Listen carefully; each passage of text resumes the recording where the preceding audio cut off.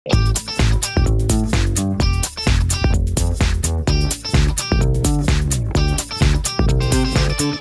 dengan Bong Review di sini. Infinix Zero 4 Plus merupakan smartphone flagship Infinix yang sebenarnya udah rilis cukup lama. Tapi aku baru sempat review. Ya nggak apa-apa lah, toh smartphone ini masih layak untuk diperhitungkan ya. Bagi yang belum tahu, seri Zero 4 ini ada dua varian, yaitu Zero 4 sama Zero 4 Plus. Yang akan aku bahas di video ini adalah si Zero 4 Plus dengan bodi, layar, serta spek yang lebih besar daripada Zero 4 tanpa Plus. Yang menarik tentu adalah harga smartphone flagship ini udah turun, cuman 3,4 jutaan aja.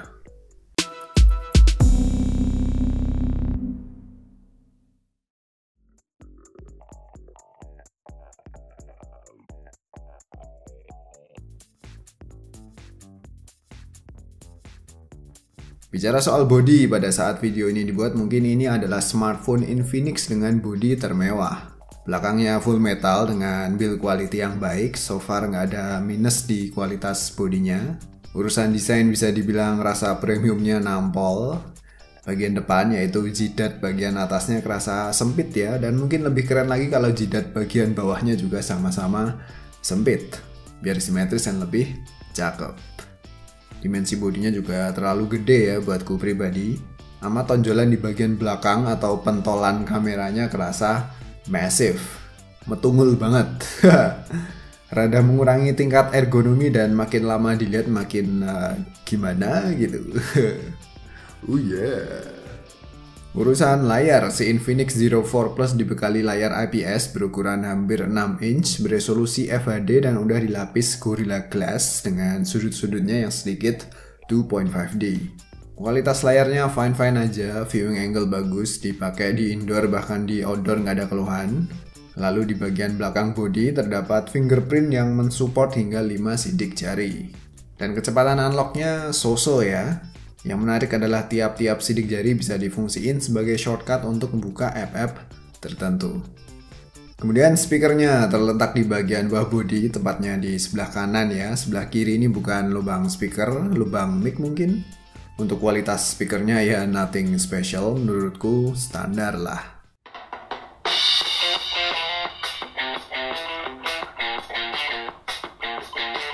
Halo, dengan Bong Review di sini. Oke, ada si Zero 4 Plus. Terus untuk jaringan udah support 4G pastinya, dual SIM dengan ketersediaan slot micro sama nano SIM yang hybrid. Gantian-gantian sama micro SD ya. Habis itu sektor UI, Infinix Zero 4 Plus menggunakan XOS dengan tampilan yang bukan menjadi favoritku. Makanya aku prefer pakai launcher third party macam Nova Launcher. Dan si XOS sendiri punya fitur-fitur yang komplit banget ya, detailnya udah pernah aku jelasin di review si Infinix Hot S. Dan fitur baru yang tersedia yaitu multi-account, dimana kita bisa punya dua akun sosmed yang berbeda untuk berjalan secara bersamaan melalui aplikasi yang diduplikasi. Nggak cuma sosmed aja, app-app lainnya bisa diduplikasi. Gimana? Menarik? Terus fitur-fitur pelengkap lainnya kayak double tap to wake, gestur-gestur, theme, serta one hand mode tersedia. One hand mode ini kepake banget ya untuk sedikit membantu navigasi dengan satu tangan pada HP yang berukuran jumbo ini. Tapi ya yang namanya HP berbodi bongsor emang paling enak pakai dua tangan sih.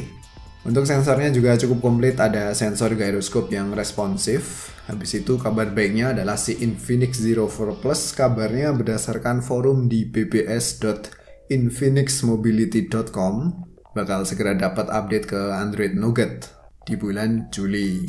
Ya semoga aja on time ya, mari diaminin sama-sama. Habis itu lanjut ke performa yang bisa dibilang merupakan salah satu daya tarik smartphone ini. Skor Antutunya gede loh ya, dan sesuai sama real life performanya. Dipakai ngegame berat macam Asphalt Extreme dapat berjalan lancar pada settingan grafis tertinggi. Aku coba juga Injustice 2 dan dapat dilibas dengan lumayan lancar. Ada sedikit patah-patah tapi rada jarang. Dan untuk buka tutup apps pada kondisi recent apps sudah pada di close terasa lumayan gegas, dan untuk multitasking enak. Karena RAM-nya lega, 4GB coy. Patut diketahui bahwa untuk penggunaan lama yang intens buat ngegame berat misalnya, smartphone ini bakal kerasa panas. Panasnya masih dalam tahap lumayan wajar, dan kalau pengen nyaman silahkan bermain di ruangan yang adem. Ya di AC atau di kulkas. Enggak, canda. Move on ke sektor kamera. Kamera depan si Infinix Zero 4 Plus tentu memiliki beauty mode dengan 10 tingkat kegantengan. Yang menarik adalah beauty mode-nya nggak terlalu menipu ya. So kalau buatku pribadi aku lebih suka karena koreksi wajah nggak kelihatan lebay.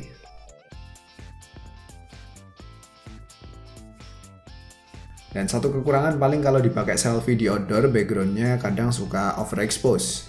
Dan untuk kualitas jepretan kamera depannya menurutku udah lumayan lah untuk range harga segini. Detail dan ketajamannya pas dan cocok bagi kalian yang lebih suka hasil selfie beauty mode-nya kelihatan lebih natural. Ya itu suara ayam ya. Suara kalkun. Nah itu suara kalkunnya.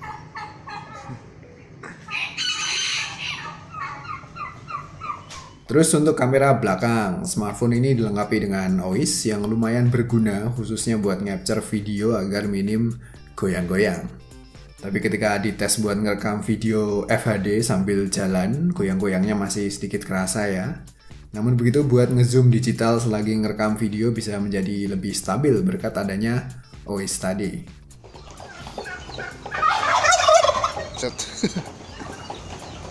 Monster. Lalu hal lain yang aku suka adalah untuk ngaktifin manual mode atau yang disebut Pro, kerasa praktis.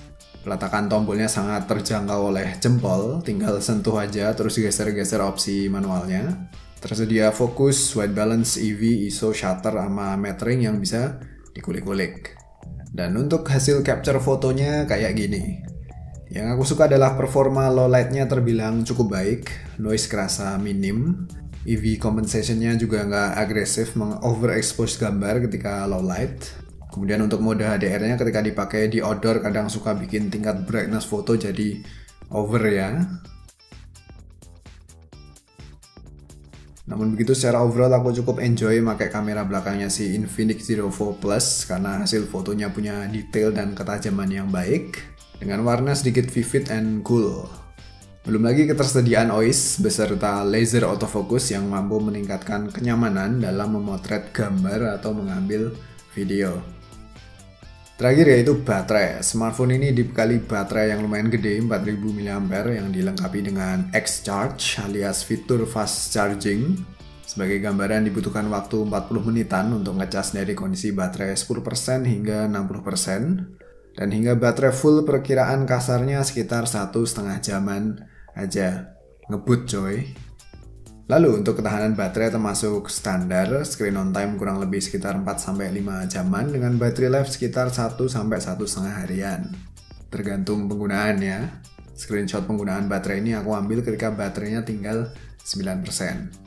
So, kesimpulannya, Infinix Zero 4 Plus merupakan varian tertinggi smartphone Infinix pada saat video ini dibuat.